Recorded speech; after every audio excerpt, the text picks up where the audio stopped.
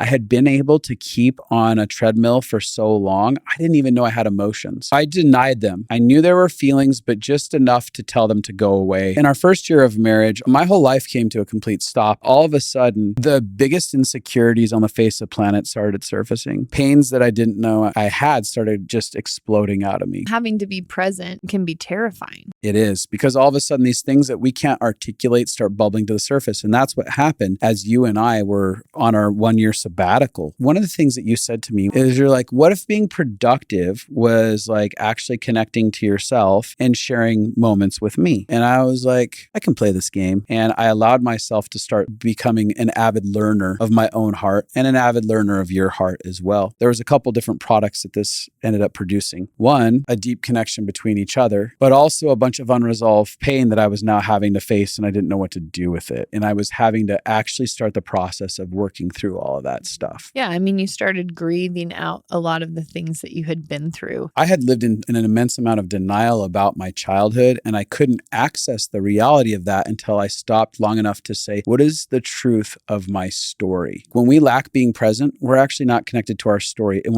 when we're not connected to our story, we're not connected to compassion. Because if you can't understand and see your story, then you don't have a capacity to have compassion for something you don't understand. It was vital that I could start articulating my story to you, to the development of love inside of my life. And then all of a sudden I could go, oh, that story just humanized Justin. Like I all of a sudden was like, oh, I've been through a lot. And then all of a sudden I could grieve it. Me being present gave me a road to being able to repair what was happening inside of me through a healthy sense of grief.